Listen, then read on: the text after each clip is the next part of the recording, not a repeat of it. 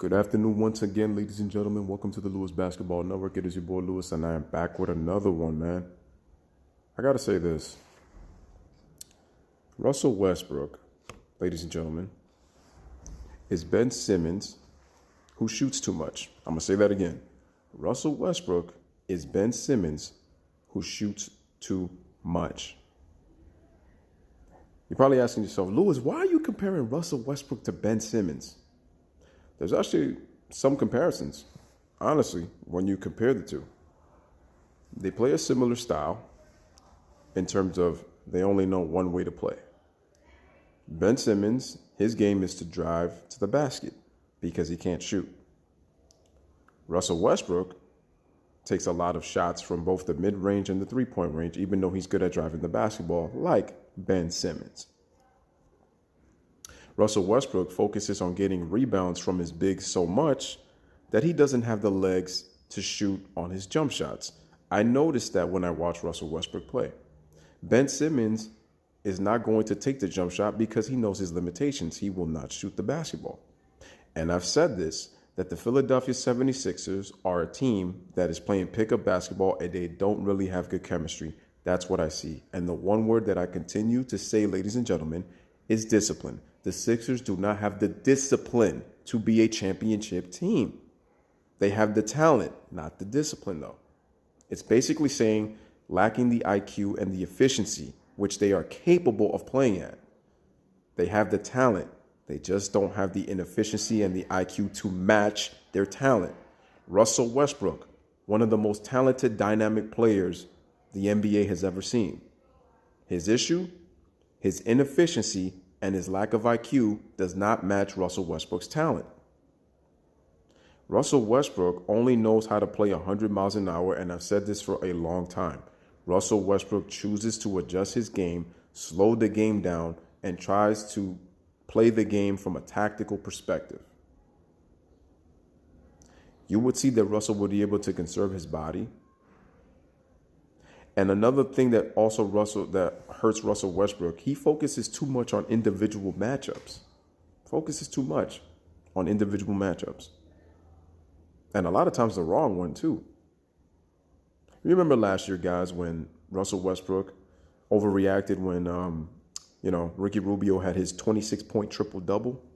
What did Russell chose not to contest him at all. He didn't really defend him. What did Russell Westbrook say after game 3? He was like, I'm going to shut that shit down, right? I remember him saying that. So game 4, he put his entire focus on Ricky Rubio. Now, if everybody knows Ricky Rubio is not a consistent offensive player. He's only going to give you those once in a blue moon. Good solid basketball player, but not a guy who you're going to constantly rely on. The one thing that Rubio is very skilled at is his passing. And he's become a very good, solid defender, Not like first team All-NBA defender, not elite level defender, but a good defender. What did Russell Westbrook do in game 4? He focused on Rubio from the tip all the way to the finish of the game. What happened? The Utah Jazz took a 3-1 lead because Donovan Mitchell went off for a 30-point game. And I said to myself, so Russell Westbrook doesn't really contest shots. He really doesn't defend. He focuses so much on trying to chase his rebounds. Make sure to get his points on drives to the basket. Make sure to get his assists when there's really no system. And that's why I said when I look at the Sixers and the Thunder, it's two teams playing pickup basketball. The Sixers have the shooters, but their inefficiency and their lack of IQ and their lack of discipline don't match their talent. Russell Westbrook has the talent, but his inefficiency and his IQ, or lack thereof, does not match his talent. And that's why him and Ben Simmons are actually very comparable. It's just one doesn't want to shoot the ball because he's afraid, because he knows he can't shoot. At least he knows his limitation. Russell doesn't know his limitation on shooting too much.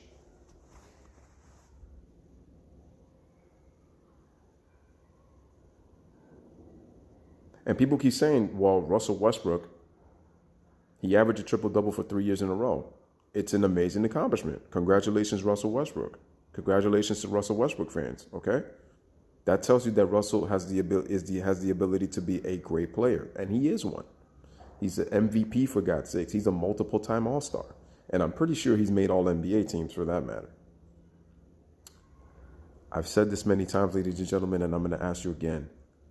What does Russell's triple-doubles mean in the postseason if they're not impacting in victories? Because Russell's intangibles are really not showing in the postseason. It's the little things that matter in a postseason that can make the difference between winning and losing. And when I look at Russell Westbrook, yes, he's giving Paul George a shine, but he's so focused on getting rebounds. He's getting these assists when there's really no ball movement. Billy Donovan is not really a guy that challenges Westbrook to tell him to play a certain way so that you can get the best out of Russell Westbrook and to see he can win. I don't like Colin Cowherd. I think his analogies at times are very stupid. He doesn't make sense, and he kind of brings hate on Russell Westbrook at times. But what he is consistent on, and I do agree with him, Russ's play style is not going to win you a championship. First, when Kevin Durant left, it was Kevin Durant's fault because Russell had nothing to work with. And he led that team in a triple-double season to an MVP. He had 42 triple-doubles that year. I think 41 or 42 in his MVP season. He carried that team to the 6th seed. He was the first player to win an MVP that was not in the top 3 in the NBA in terms of NBA records or seeding. He was the first since 1990, I believe, in a long time. Because I believe from 1984 or 85 all the way to 2017, every player that had won the MVP, their player was either anywhere from 1st to 3rd in their conference or in the NBA. On either conference. In terms of NBA record. Russell Westbrook's Thunder in 2017 won 47 games. They were the 6th seed, and he won an MVP because of his triple-double. And I said to myself, okay, he led that team, but I felt like it was a sympathy MVP because of his triple-doubles. His numbers really they stood out, but then they really didn't at the same time when you look deep into them. Because he got those triple-doubles with a high-volume field goal percentage, and you can say, well, it doesn't matter. Well, Allen Iverson won the MVP in 2001, and he only shot 42%. But what place were the Philadelphia 76ers in? They were first in the East. So that cancels that out. Oh, Lewis, Tim Duncan won the MVP, and we felt like Jason Kidd should have won the MVP. Now, you can make cases that I felt like Jason Kidd was going to win the MVP, but let's face it, Duncan had better numbers on a 58-win San Antonio Spurs team in the Western Conference. Now, Jason Kidd did it with less talent, and I said I felt like Jason Kidd could have won the MVP, but when you look at it this way, Tim Duncan did that with the San Antonio Spurs being what seed? The number 2 seed in the Western Conference. When Duncan won it in 2003, the Spurs were the number 1 seed. When Kevin Garnett won his, the Timberwolves were the number 1 seed. Steve Nash, number 1 in 2005, number 2 in 2006. Dirk Nowitzki, number 1 in 2007. Kobe Bryant, number 1 in 2008. And you can make a case that Chris Paul could have won MVP that year. And his Hornets were number 2. 2009, LeBron James, Cavaliers, number 1 in the East. 2010, LeBron's Cavaliers, number 1 in the East. 2011, Derrick Rose, Chicago Bulls, number 1 in the East. 2012, LeBron James, Miami Heat, number 2 in the East. 2013, LeBron James, the Miami Heat, number 1 in the East and in the NBA overall. 2014, Kevin Durant, Oklahoma City, number 2 in the West. 2015, Steph Curry, Golden State Warriors, number 1 in the West. Steph Curry, 2016, Golden State, number 1 in the West. 2017, Russell Westbrook, Thunder, number 6 in the West.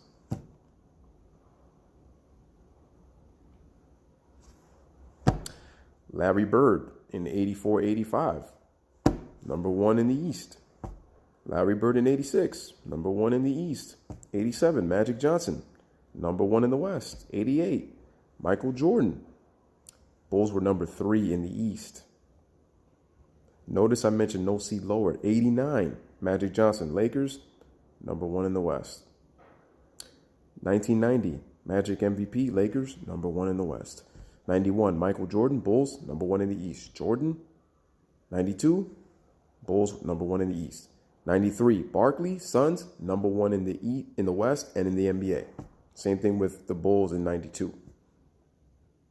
94, Hakeem Olajuwon,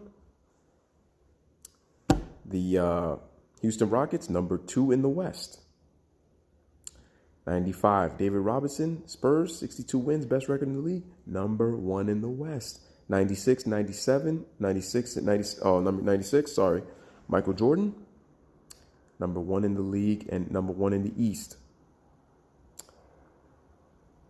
97, Karl Malone, Utah Jazz, number 1 in the West. Let's see.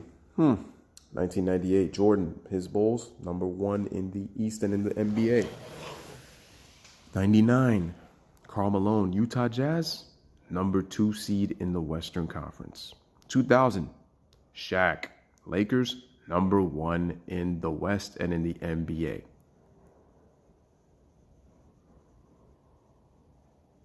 And then last year, James Harden wins the MVP. Rockets, number 1 in the league. See there, folks? See there? And that's what I'm trying to tell y'all. Russell Westbrook is the only guy in the last, 34, 35 years to win an MVP with a seed lower than third, 3 spots below at least the third spot. And what I'm saying is that Russell Westbrook, if he doesn't win in the first round against Damian Lillard, CJ McCollum, and the Blazers, these triple doubles are not going to mean anything, because we first said it's Kevin Durant's fault because Russell had to do everything. He gets Paul George and Carmelo Anthony. They get upset by the Utah Jazz. Oh, it was Carmelo. He was just a bad fit from day one. You got Paul George. You're letting Paul George do his thing. Russell Westbrook, if he loses in the first round, what are they going to say? What? Who else are you going to blame this time? Because in my opinion, his triple doubles are going to have an asterisk, as Skip Bayless said earlier this morning, because is Russell going into the playoffs? Because remember, with Kevin Durant, it's so crazy. The Thunder, they went to 4 Western Conference Finals with KD and Russ. Harden went to 2 of them. He was gone after 2012 when he was a no-show in the 2012 Finals. Only showed up for 1 game, but non-existent the other 4. The Thunder are 1-3 in the conference finals. The 3 other losses, Dallas ended up winning the championship. 2014, the Spurs ended up winning the championship. 2016, lose to the Warriors and they went to the finals. It's just the Warriors were the only team that didn't win. So teams were 2-1 against the Thunder when the Thunder played them in the Western Conference Finals. That ended up winning the championship. Teams are 2-1. They went to 4. They lost 3 out of 4.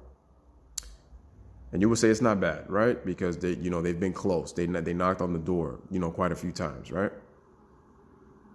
Since Kevin Durant has left for the Warriors, KD has won 2 championships. We already know about the team he went to, so I'm not getting into that. But Russell Westbrook loses in the first round after having an MVP season, gets another triple-double with George and Melo. They lose in the first round and get upset to the Jazz. And they were the better team, but the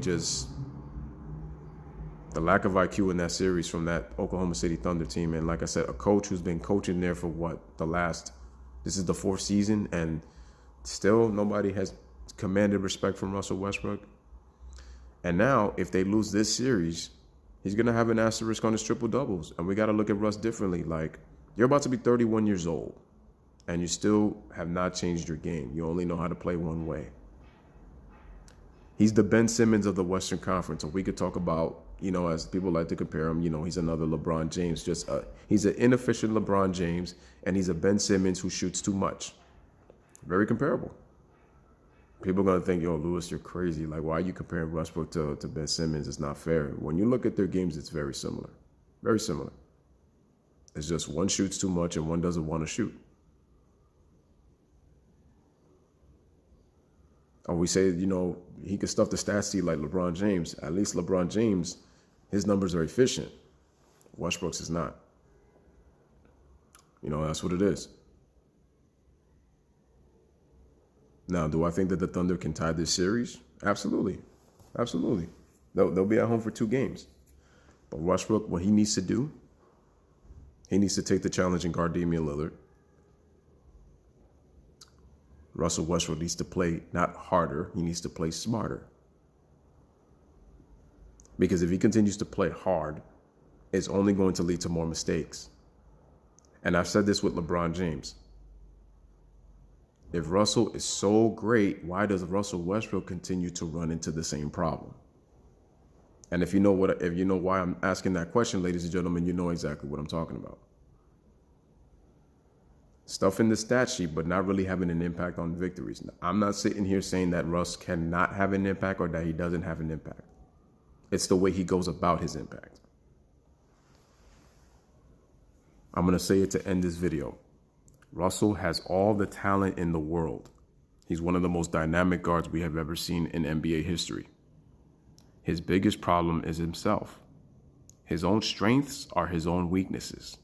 He chooses to not adjust his game, and his talent does not match his inefficiency and his IQ. I rest my case. Pipe bomb, mic drop.